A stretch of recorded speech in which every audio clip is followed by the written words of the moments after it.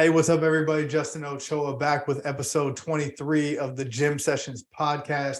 And today we have on the speed guy, the original speed guy, one of the best in the game to ever coach speed and agility. We have on Lee Taft. Lee has been one of my mentors for a long time, pretty much influenced every methodology that I use in terms of basketball speed, agility, and multi-directional movement. So to have him on here, be able to interview him, pick his brain, get insight from him has been an amazing experience. I know you guys are going to truly enjoy this episode. I learned a lot. I know you guys are going to love this. So without further ado, make sure you listen to this full thing, take notes. Hope you enjoy. Again, this is episode 23 with Lee Taft. Lee, welcome to the show, man. Thank you so much for joining me. Hey, Justin, great to be on. I appreciate you reaching out and inviting me to be on your show. It's going to be a great one. It's going to be great. I've been looking forward to this for a while. We had some technical difficulties that we worked through, but we're here now and we made it. So I'm glad that we can make it happen. Absolutely. Let's jump in and kind of get the background on who you are, what you do. I mean, if people are tuning in, they probably know who you are to some extent, but I kind of want to get some background on Lee Taft. Yeah, absolutely. Thank you. So my background, I started out as a phys ed teacher. So I'm the youngest of six. That we all of them.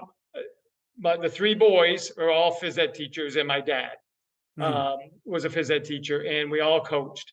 And so, you know, our dinner tables were interesting because we were talking about games and breaking down practices, and you know, that's the kind of stuff we talked about, and then, you know, how to teach a lesson in physical education. And then my sisters were classroom teachers, so I pretty much grew up in education.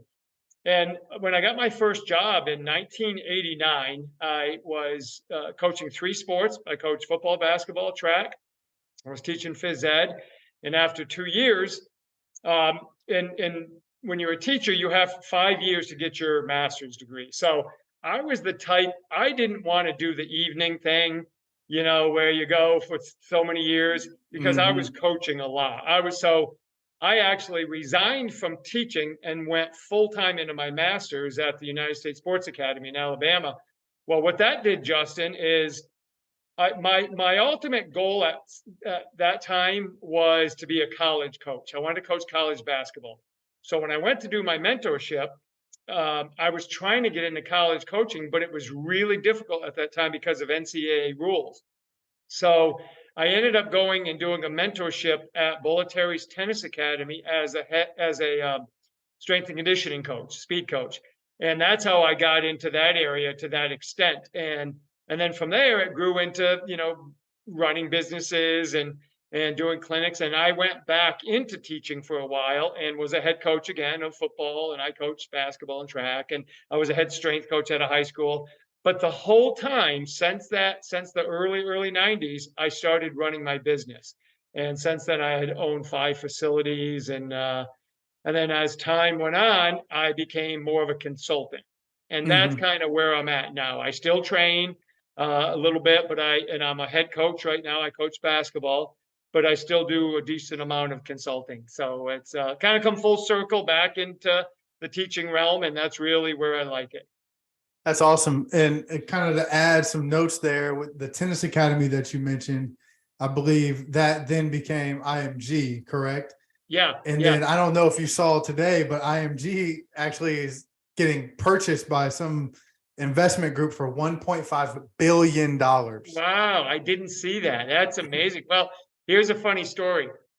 So I was doing my mentorship and I was working there a lot. And I actually was getting paid a little bit every now and again for doing stuff because I did a lot.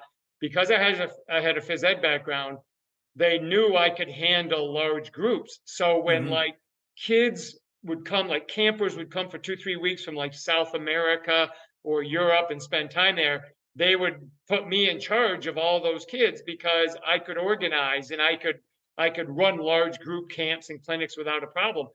Well, they really liked what I was doing. I was, you know, whether I was working with the pros or the college age or the younger kids. Well, my mentorship was over. And I still remember this day. I finished, I said all my goodbyes to everybody, and I was literally walking out of the building, going to my car, getting ready to leave. And a guy saw me coming, walks up to me and said, "Hey, Lee, I'm so and so." He was one of the heads of IMG for that, the athletic part of it, because IMG isn't just sports; it's everything. It's yeah, modeling and all this type of stuff. So it comes up to me and goes, "Lee, we really liked what you did. We'd like to offer you a job, and we'd like to keep you here." And I said, "That's great." I said, "I've spent 6, 7, 8 months on a mentorship, haven't really made a lot of money. I now need to start earning some income." He goes, "Great." He goes, "We're going to pay you $13,000 a year to be a strength coach." And I said, "Hey, it's nice meeting you. Good luck with that." And I'm like, $13,000. I'm like, I couldn't pay for my rent or my car or anything. I'm like, "No, thanks." And I went on. And here's a company, IMG, that's worth billions of dollars, and they're going to pay me 13,000. So I'm like, "No, thanks. I'll see you later." That sounds like strength conditioning. That sounds No, like yeah. times haven't changed much. No, especially back then, man, back then. The guy who was my mentor, his name was Pat Etcheberry. Pat was the head strength coach at University of Kentucky for a long time. Won national championship in basketball. He was really, really good.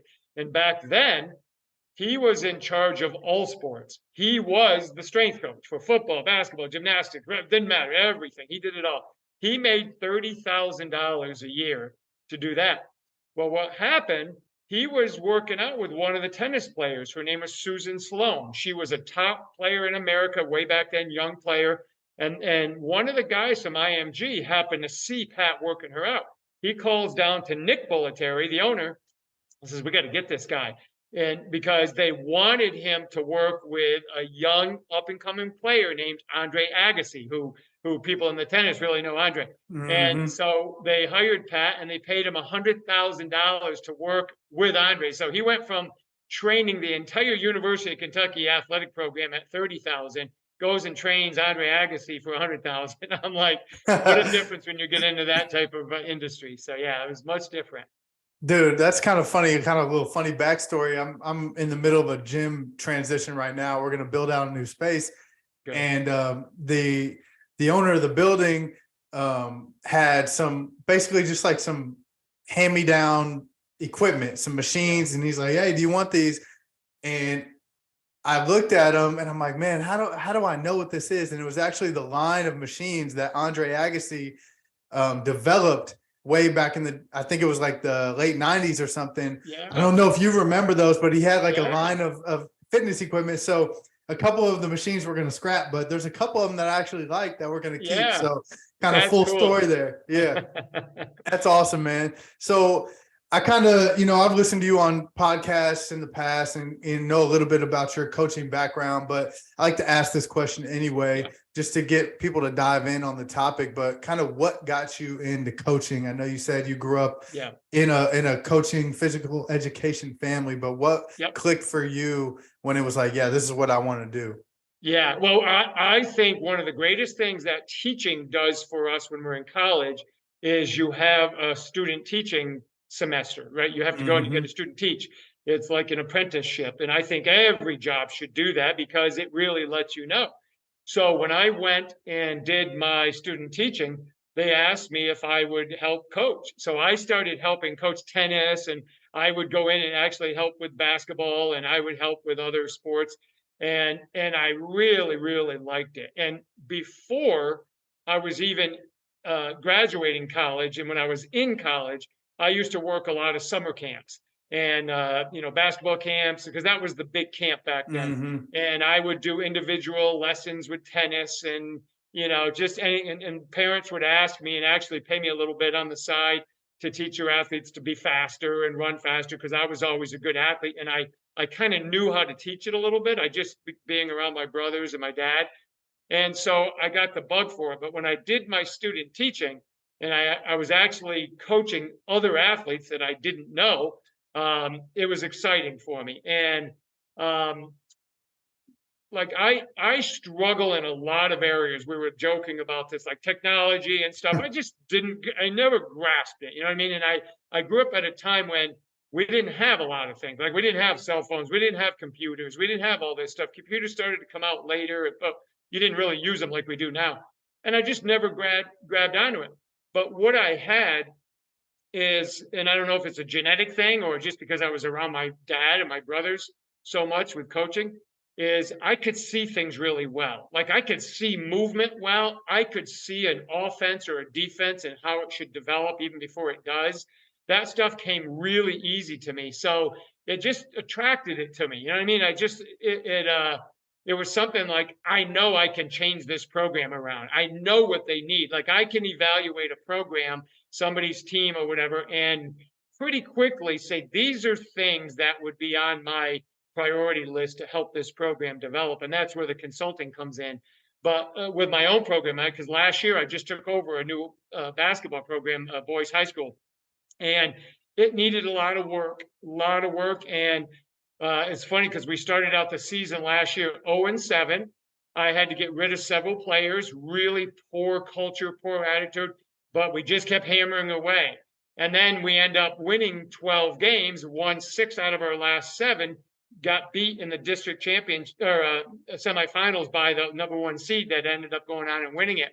And so my strength in coaching is I can see where things need to go. It was something I just listened to my dad so much and he used to tell me. It just kind of became a part of what I could see. And then from an athletic movement standpoint, I see movement really well. Technology throws me off, but just pure vision and seeing it and being able to recognize instantly, that's something I've always been able to do. So I ride it. I ride on that a lot. And not that I don't think technology is important in advanced methodologies of testing. I think it's critical. It just wasn't something that was comfortable for me and quick. So I used my eyes and I kept developing that ability. I love that, man. So that kind of leads me to one of my first questions that I wanted to dive into. And, specifically in the world of basketball, I've heard you talk about a lot of different movements, a lot of different movement terminologies that I think you've actually coined and named and identified from film. So I just want to ask, like, what are your foundational movements of the sport of basketball that all athletes need to master? Like we talk about in the weight room, it's, push, pull, hinge, squat, all that. Is there a basketball version of that you kind of live by? Yeah. And it goes general to specific, just like we would if we're training a new team or a new athlete, right? Get them general development and then specific. So the 7 patterns that we want all our athletes to be good at, and every day during our warm-ups or throughout the practices, we work on those 7 patterns. So the first 2 are linear based, acceleration and then sprinting. And then the second 2, so to make 4, is the lateral. So you got lateral shuffle or defensive shuffle, and then you got the lateral run, or what some people call it crossover. And then we've got 2 retreating to give us 6. We have a back pedal and versions of that, and then we have a hip turn, which turns into something else. So I hip turn to start retreating, and then I go into whatever we're going to do from that point. And then the 7th one is some kind of jump pattern. And there's a ton of those, right? I can jump, I can leap, I can hop, I can do whatever.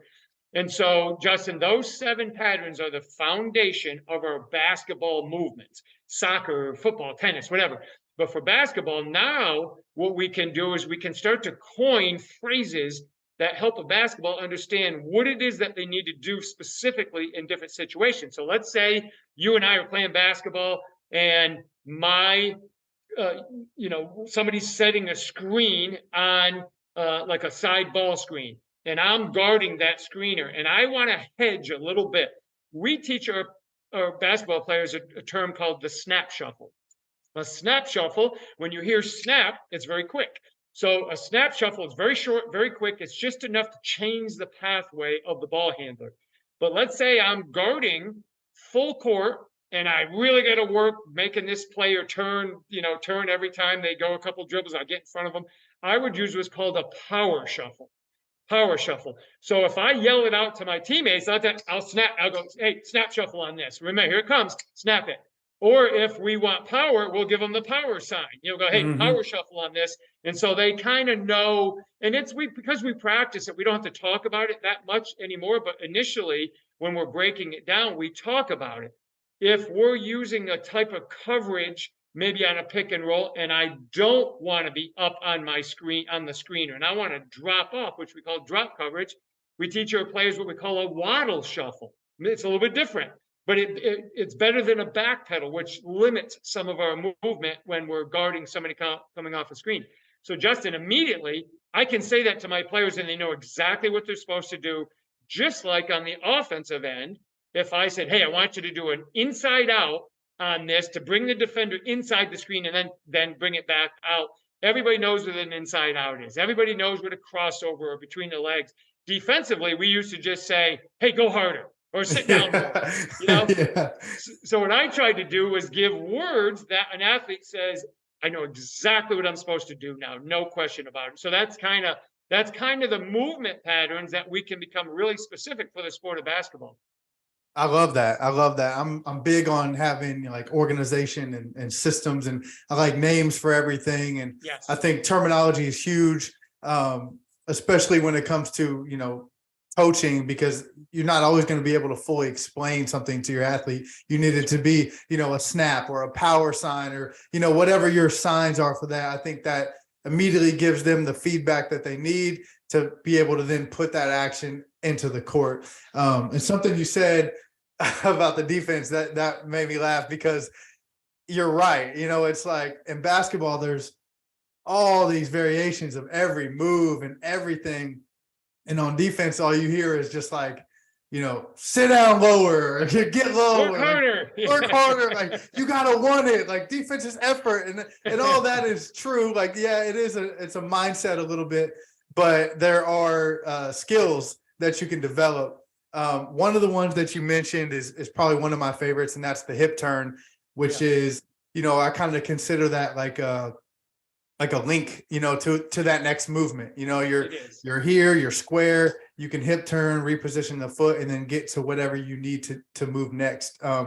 How, to my knowledge, and I've stolen that from you, are you the inventor of that term? Like, where did that theory or method come from, and how did you kind of make that what it is today? Yeah, it's so funny you say that, because it goes back to the original story of Bolletari's. So when I was at Bolletari's, I had a lot of opportunities to work on things, because that was all I was doing. I was there. I work all day, go home, sleep, come back there the next day. I mean, we worked on Christmas Day. I mean, you're just constantly doing it. So I started to develop, just like you had mentioned, what's really important to me is, can I make the things that I want my athletes to do very simple with one or two words or a really small phrase? So that's when the hip turn came.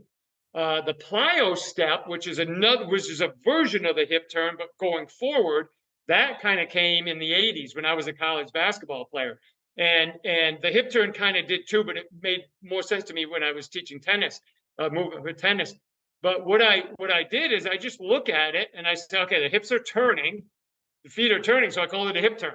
And like the plyo step, everybody was calling it a false step, because I played football and I coached it, and everybody said, it's a false step. And I kept saying, well, it's kind of plyometric though. It's like the athletes are doing it for a reason. So I coined it a plyo step. That's how it came about. And then like the lateral gait cycle, all these words came out because as I would study them, I'm thinking, okay, I got to call it something that makes sense to me.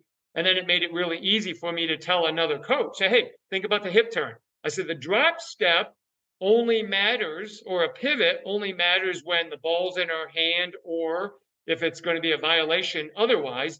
But I said, the quickest movement and what athletes want to do is they want to reposition their feet so they can punch the ground away.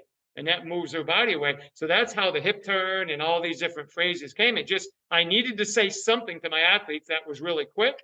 And that's how like snap shuffle and all these things came about. I like that.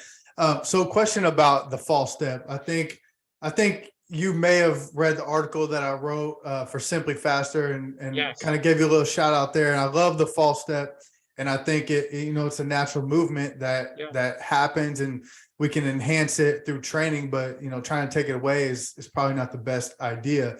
Right. I think maybe one of the reasons why the false step got such a bad rap originally might be because that's the mechanism for an Achilles rupture, right? Like that's kind of how an Achilles will go.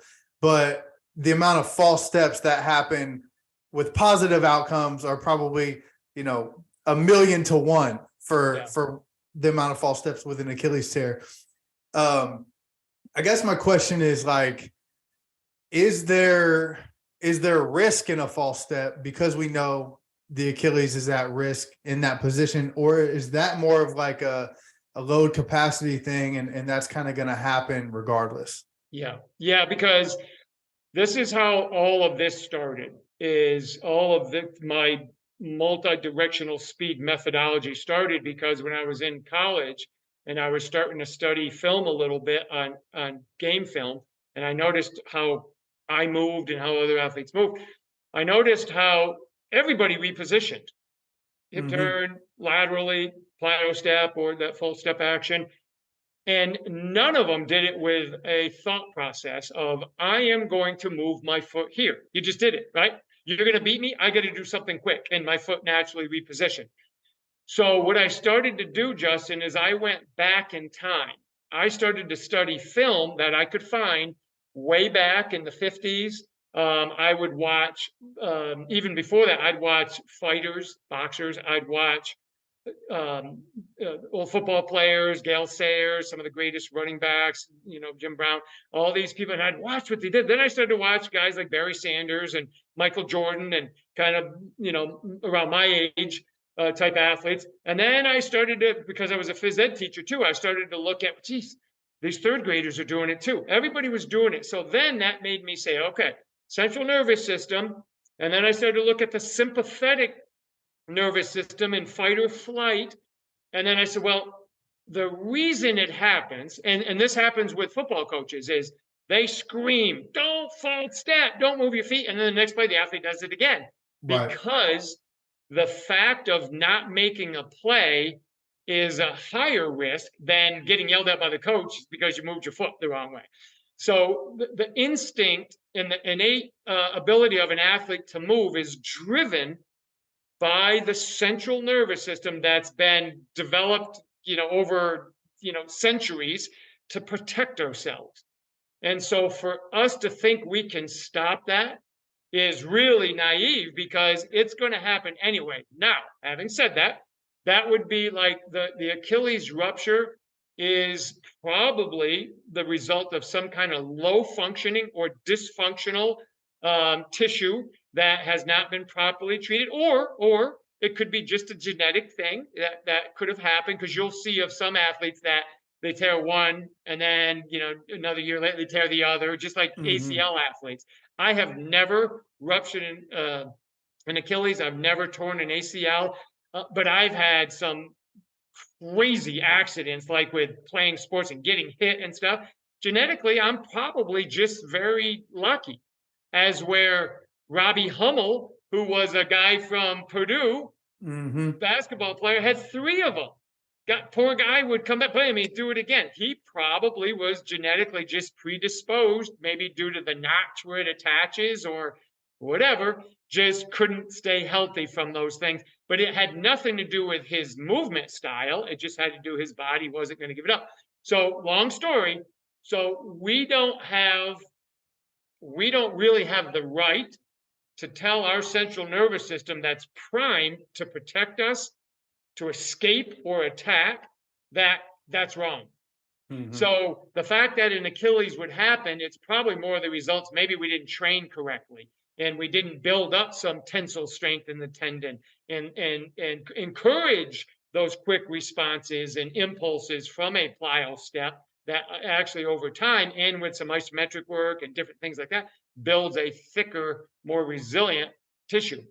So that's kind of my take on it and what I found over the years, because I've never had an athlete of mine tear anything, and it's probably just luck more than anything. It's just been lucky. Yeah, no, I completely agree. I always joke like I think I'm good at my job, but I don't think I'm smarter than the human brain at all. Like 100%. Exactly. I'm not even gonna pretend like I'm that smart. Yep. You mentioned a couple of the other terminology that you use, like the waddle shuffle Yep. and those types of things. I want to kind of go into some of the differences between some of these movements that might be similar or look the same to the untrained eye. You kind of went over one with the snap versus the power shuffle. Yep. I want to go into, I guess the first one would be like on a back pedal, different variations of re-accelerating from that. You've got like a cycle or like a T-step.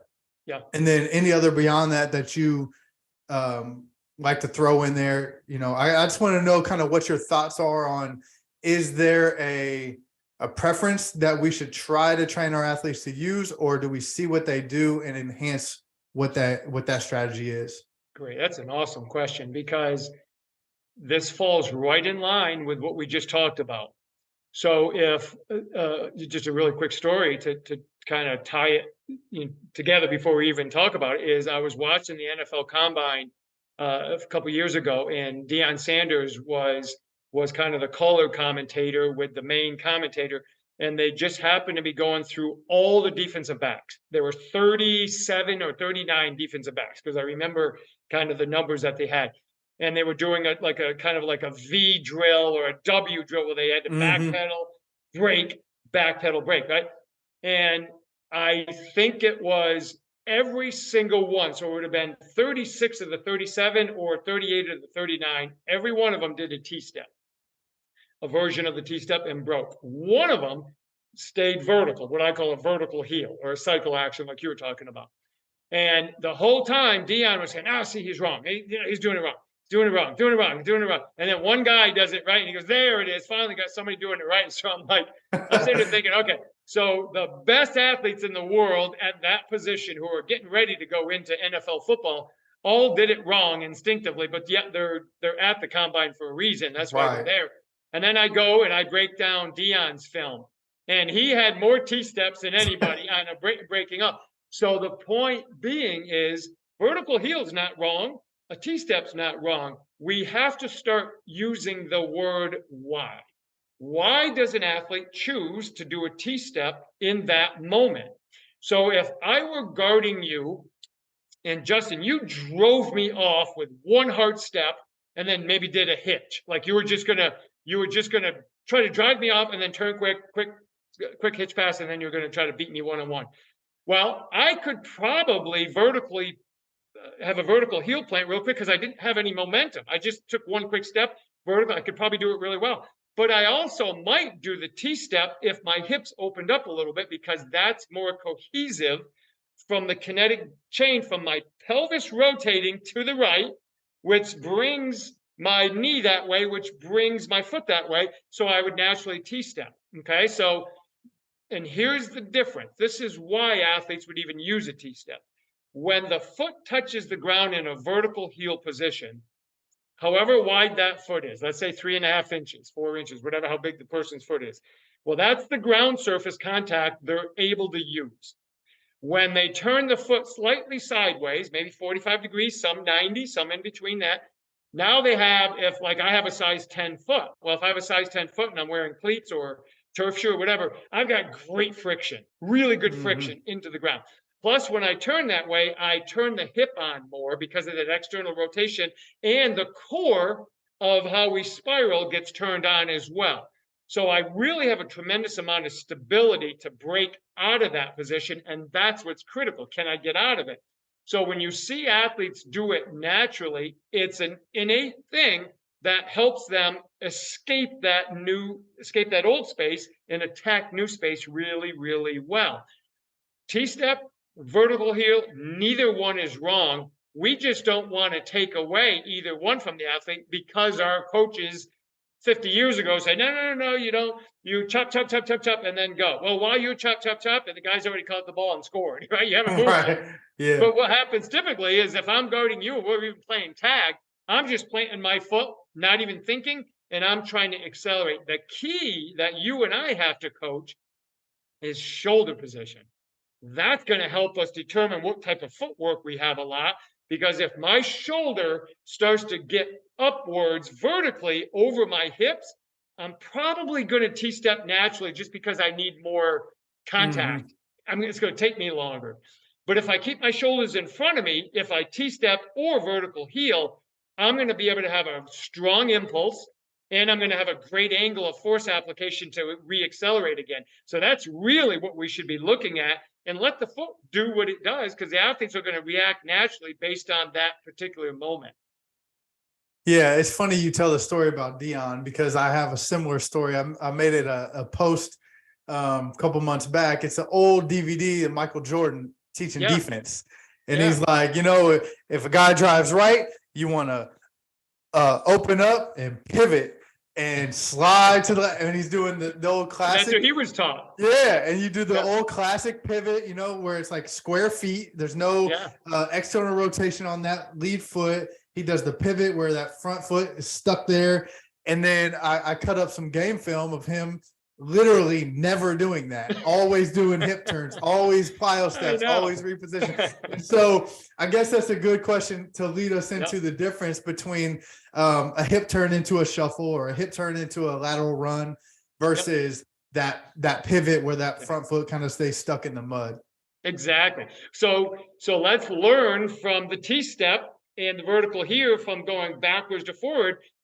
The reason we like to have that T-step at times, or the body likes it, is because it creates friction, which gives them more time to push up. But yet when we're opening up, playing defense, and we have to retreat, and we use a full foot contact and we pivot, that's not good friction, because it slows us down, because we're trying to go. If you're exploding by me, I don't want to take a long time to get around, and the pivot does. And the problem with the pivot, in order for me to pivot, let's say I'm going to pivot on my left leg, which means I'm opening my right side. The left shin and knee usually have to get a little bit more vertical over the ball of the foot so I can pivot on it. Otherwise, I can't even pivot that well. So that's a negative. But if I hip turn, so let's say my feet were on the foul line, and I do a real explosive hip turn to match your speed of going by me, you're going to see my foot that's going to be doing the push-off is going to move in front of that line. It's going to create the angle of the direction I need to travel. And much like we talk about if we were punching something or someone, we wouldn't put our hand on them and then push really hard. We would contact it. We would come from a distance. So the foot in the hip turn, which the first phase we call a pop-off. That's how we teach them. Pop out of that area, pop up. So what we do is we hip turn, and as that foot releases, Justin, it now relocates, kicks into the ground, stiffens, creates a massive elastic response, and then we move really quick in the direction we want to go. As where the pivot doesn't allow me to do any of those. The pivot actually needs more power. Power is better than strength, but it's not as good as elastic energy. So we want to make sure we have more elastic energy. A longer lever or a longer leg is quicker to move. That's why sprinters don't squat when they run. They stay tall because they can get it on and off the ground quicker. Same things apply with these multi-directional movement patterns, such as the hip turn. Yeah, for sure. I totally agree. And the follow-up question to that is I still see clips of, you know, kind of like I said, the squared feet. And I know that you're really big on opening up that lead foot. So when it's like the pop motion that you teach, like push open, or was it push open? Push open push would be the lateral run. Push open pull would be the lateral shuffle. And so you need some of that external rotation with the foot, because the toes are going to point out in the direction, and the shin angle is going to be there. Is that just an old school myth of, you know, staying square and all that? Like, I still see that, and I'm not understanding why it's being taught. Yeah. So again, we go back and ask ourselves, why does the athlete do that naturally? Because everything that I teach was based off 30, 40 years of just studying and watching. Mhm. And I didn't question it. I just studied, well, okay, these athletes. And so thousands of times of repetition, seeing it, I saw these patterns. And then I would say, okay, well, why is that happening? And that's when it drove me to the nervous system. And then the kinematics of movement and kinetics of forces, right? So if we look at the shuffle and an athlete's moving really quick to their right, why would a coach say you want to keep that front foot square and straight? Because they're worried about the change of direction. Mm. And they think, well, if the foot's turned out, I can't change direction. The thing they don't understand is the body is the greatest at self-preservation and at recovery methods. So when the foot turns out and I have to quickly change direction, that internal rotation is like milliseconds and go, boop, it turns right back. And then we start to change direction. That's why athletes do it all the time. I always encourage people right now, while we're doing this, there's the NBA playoffs going on. Just study, just watch any defender and you'll see their feet open up. I was watching it last night, and Jimmy Butler and all these guys watching them defend, and you can see them that just naturally opens. So here's the other thing to consider. If my left leg, I'm moving to my right, I'm in a defensive shuffle to my right, and my left leg is my pushing leg. It's what moves my center of mass. Now we got to understand the gait cycle. We all kind of know the running gait cycle, but we don't understand the lateral gait cycle as well because we just haven't studied it as well. Well, when my left leg pushes off, there's a force created.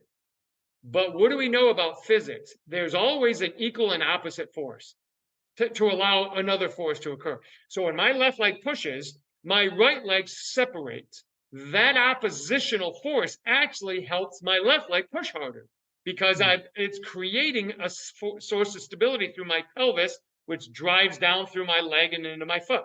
So that separation of that front leg helps me. It'd be like throwing a ball. If I kept my left shoulder forward while I threw, and I threw across my body, I don't have any force. But if I clear the front side oppositionally, reciprocally, I create more force. Same thing on the shuffle. So I push as that front leg abducts, opens, and externally rotates, it creates more of that escaping principle of protecting ourselves. So if I'm trying to get away from a wild animal, I'm not going to keep my feet squared. I'm going to turn and I'm going to run, right? Yeah. So the shuffle is a pattern we've developed, right? Because that's not a protective measure, really. It's how I play sports. But what happens is when the front foot opens, it now allows me to use my heel or my calcaneus. The calcaneus or the heel is highly proprioceptive, so it gives a lot of feedback to my system. And when that heel digs into the ground, because it's so stable, I can pull while my momentum is moving that way already, and it allows me to maintain that momentum. As where if I keep my foot squared and I abduct, I do not externally rotate, and I pull with the ball of the foot, and my foot's 10 inches long. Well, what's going to happen is because my heel's slightly off the ground, there's going to be some rotation that I'm fighting because I'm almost like I'm pivoting. Every time I pull, my heel wants to come in. Well, not only is that potentially an injury, like a groin type injury, it's just not very stable. Like my big toe, the ball of that big toe is not nearly as powerful as a tool as the heel. And now once I'm turned out, when I pull with my heel, you could do it right there while you're sitting. If you pull with your heel, you're going to feel your hamstrings turn on, potentially the glutes, depending on how much your hips involved. And the gastroc is going to be very stable because you're in a dorsiflex position. Because the gastroc connects up into the upper leg, how it connects on the outside of those trochanters of the femur. And that's really, really important for the shuffle. So when people question me, I'm always saying, well, break it down for me. They're like, well, you can't change direction. I say, okay, let's forget that. Well, tell me biomechanically what's going on. Well, it's just faster. That's the way we should do it.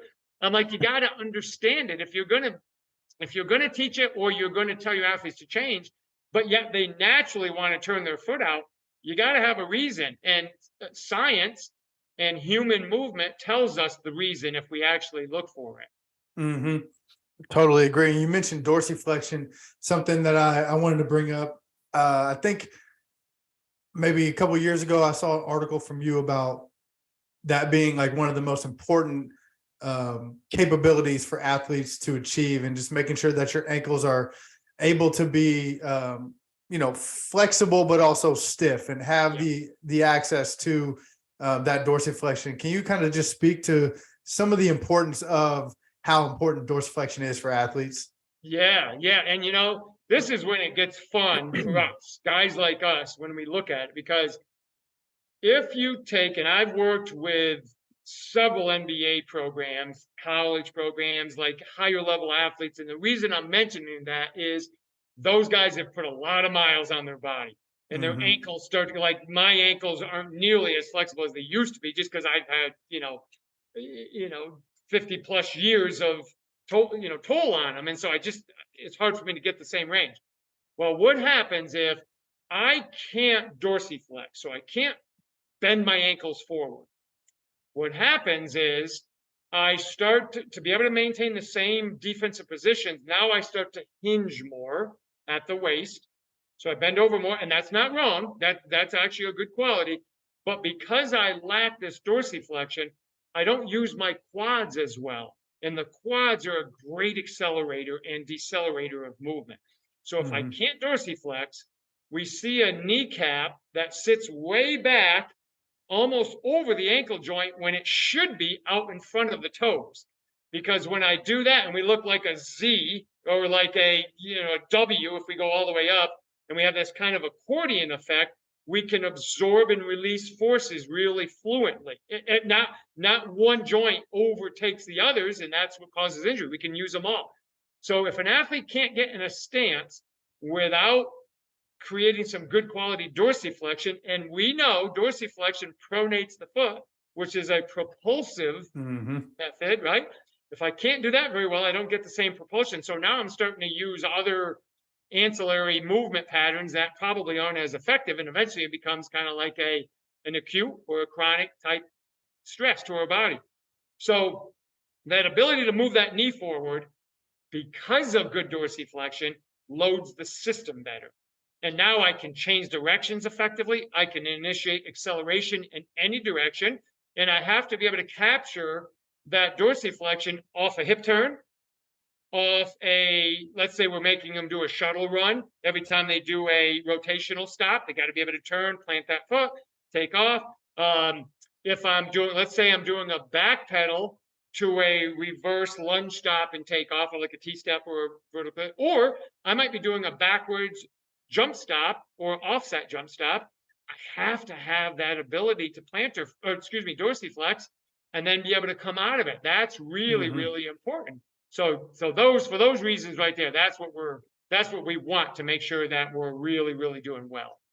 All right, so I reached out to my Instagram stories and got some Q&A questions for you, and I wanted to bring up the NBA playoffs. You mentioned that earlier.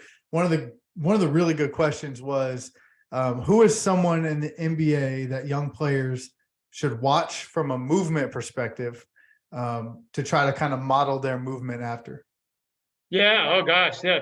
I like that question because uh, it um, it gives people who are asking the question, or viewers, an opportunity to start to view other players and say, Hmm. that's not right. They're not doing it right. Versus, that's really smooth. So if we watch somebody like Trae Young, and I'm mentioning Trae Young for a reason, because I know his NBA strength coaches really well, and I've worked with the Hawks a little bit in the past. And Trae Young's dad used to make him run track, so they did a lot of sprint work, a lot of acceleration work. Because I remember saying to one of the strength coaches that was there, I was breaking down some film of Trae, and I said, "Man, he's just got a really nice gait cycle." And they say, "Oh yeah, his dad, he ran track."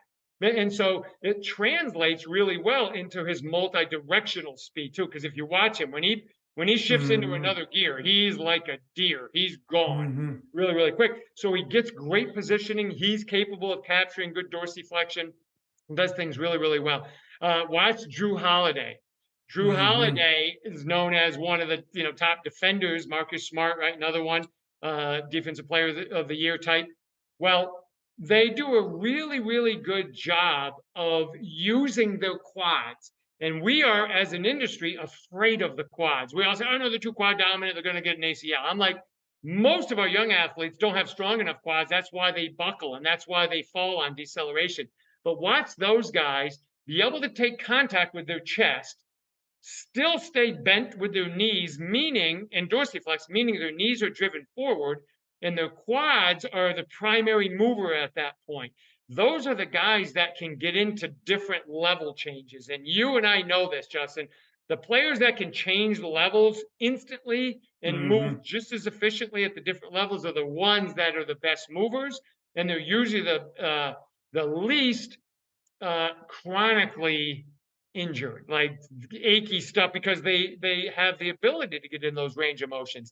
So those are two guys that I really like. Obviously, if you watch, you like a Giannis Hmm. move, he's a freak, like they call him. He's a freak on how he moves, but he's got some flaws. He's got some flaws being a bigger guy, not great range of motion in certain things, but he moves really, really well otherwise. So those are a few guys that, to kind of keep an eye on. But those two guards I really like watching. And Marcus, like I said, Marcus Smart's another good one. And there's a lot of good guards out there to watch because Hmm. they're the ones that have to change levels a lot. For sure. Now, quick story. You brought up the Hawks and Trey Young, and I got to give a shout out to a mutual friend, Ty Terrell, who kind That's of a a great friend. crazy backstory. That is actually how I discovered you, probably like 2012 or 2013. So, not to get it totally into my backstory, but I didn't major in any of this in college. I Sure. just self-educated. Once I Yep. found out it's what I wanted to do, I was already halfway through school. So I was like, screw it, I'm going to do it my way. Yeah. So I get out of school. I never had an internship, and I couldn't get an internship because I had to start making money. So Right. I actually enrolled as a member at iFast, and Ty was my trainer. And Awesome. yeah, so he was really cool. I was like, hey, this is what I want to do. This is my situation. Like, I'm gonna pay for a membership. I'm gonna lift 3 times a week. But I want you to coach me a little different. Like, coach me, kind of Yeah. give me the nuggets. Like, tell me why we're doing certain things. And he was like, everything I learned about speed is from Lee Taft. You should check him out. And that's how I found you. So it's kind of a crazy story. That's great. Ty is wonderful. He was one of the best young guys that I ever worked with. I've had a couple really, really good ones, but Ty was so inquisitive and just Hmm.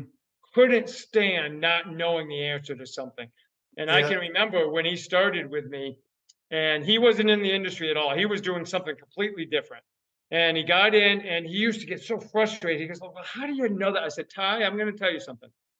You're going to know more than 75, 80% of guys that are in this profession just because you're listening to the methodologies that I'm teaching you. And not that I have all the answers, but in multi-directional speed, I've studied it as much as anybody. I put a lot of time in. Hmm. So I remember I took him as a young guy, I took him to a Perform Better with me. And I was up on stage doing my presentations, and I told everybody, I said, hey, listen, I know afterwards going to be a lot of questions, and that's great. But I said, I got a young man with me, and I point back, and Ty's sitting in the crowd, and Ty's eyes get this big because I'm saying, if you guys have any questions, Ty can answer your questions too. And I could tell he's like, no. And so it was over, and some people went up to him and asked him, and he goes, I couldn't believe I knew what they were asked, the questions. And I said, Ty, it's because that's what you're being exposed to every day. These people aren't being exposed to it. So you're learning stuff. And he just took off and Yep. studied like crazy. And then he got connected with Mike and Bill at iFast. And then, that just, then he went on. Now he's the head guy at the Wizards. So he's amazing. He does a great job. Super cool, man. Yeah, I trained with him for a year, and That's it great. was great for me for my athleticism, but it shaped my career because I got to Yep. be around that environment and be in basically the athlete's shoes of Yep. who I want to be as a coach. And so I forgot Great to tell story. you that earlier, man. It's a really full circle moment for me. That's pretty cool. That's awesome. All right. So second question. This is that we kind of addressed this, but I'm gonna ask anyway. It says, what are the major differences between speed training for basketball and speed training for other sports like football, tennis, baseball, and things like that? Yep.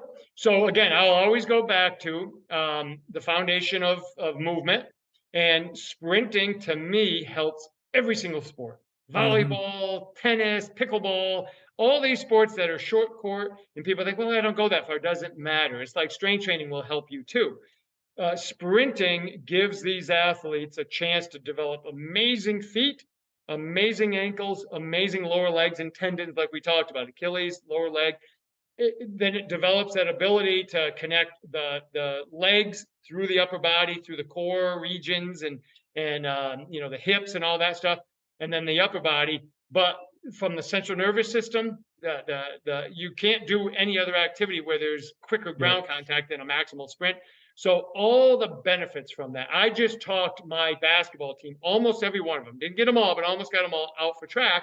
And we started a track program at the high school I'm at this year, and we sprinted, and they followed my sprint program. We sprinted twice a week, we jumped twice a week, and our kids kept getting faster, and they all wanted to jump higher. Now most of those kids are dunking, and we've been doing it 2.5 months, 3 months now, and they're seeing the ones who didn't do it aren't getting the same results. And I kept telling them, I said, we train 45 minutes. We go in, we warm up, we do our stuff, we go home. And Mm-hmm. they keep getting faster. So that ability to sprint transcends everything, and then that improves basketball. Now, the difference becomes when I'm trying to get a basketball player to move more efficiently, there's a tremendous amount of repositioning ability, which means my feet are never in the same spot. And when I want to move, I reposition based on the direction of travel I have to go, even if it's just for a split second. That ability to do that while staying in the tunnel, which means staying level or not going too much up and down when I don't need to, is really, really critical to help a basketball player move.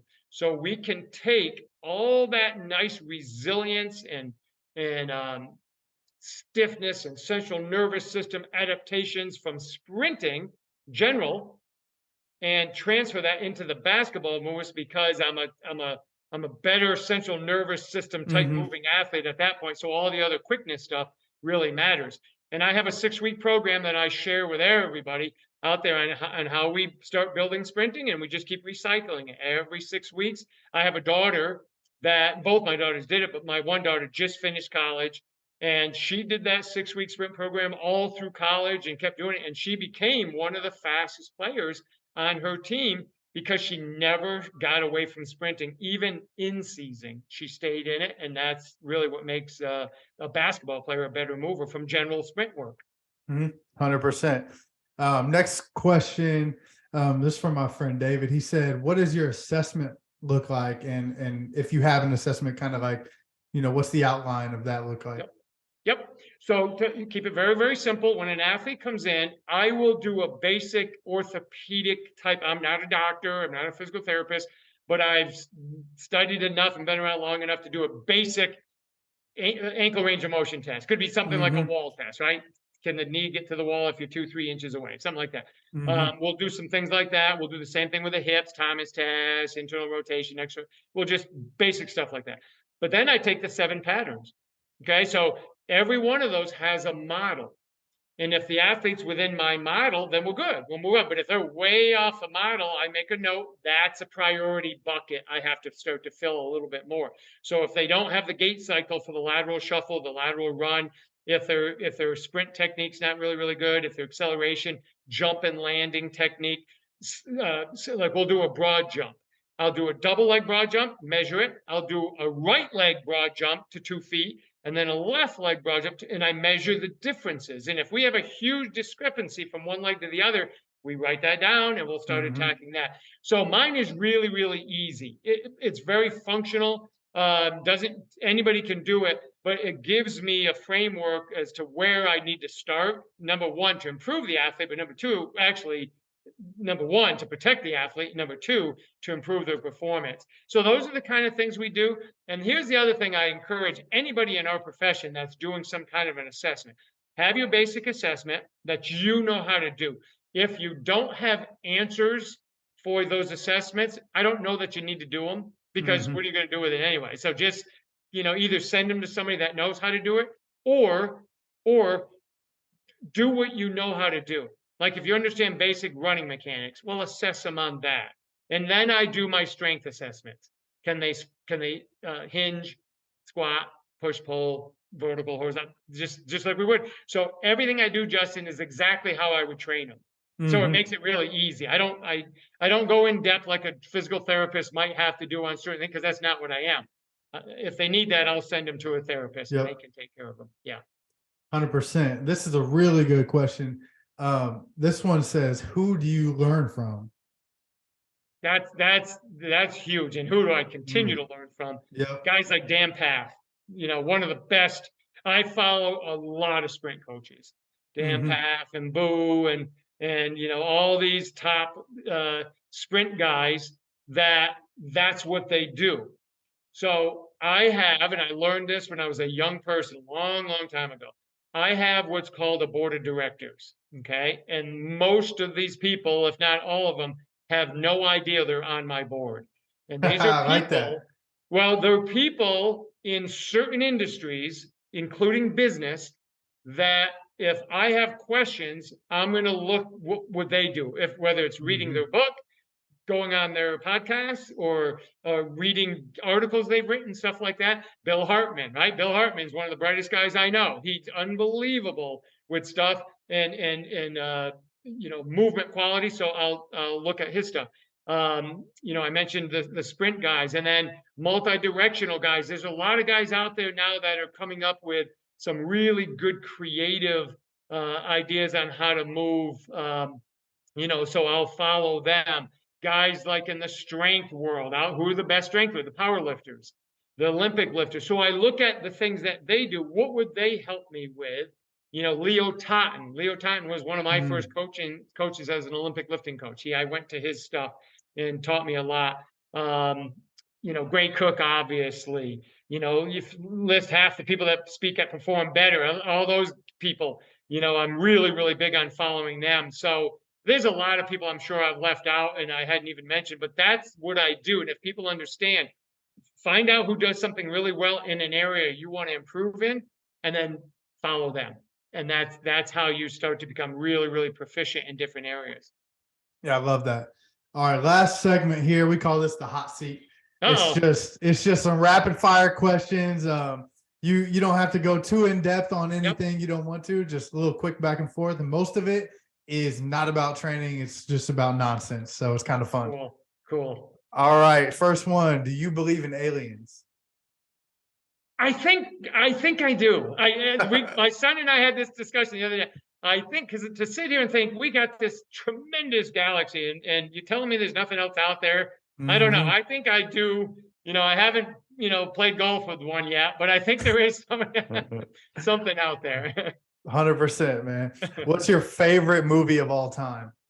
Oh gosh, any of the Rockies. I'm a simple, just give me a guy punching a mattress rolled up in his apartment and you got it. So any of the Rockies. Yep. What's your most embarrassing basketball story?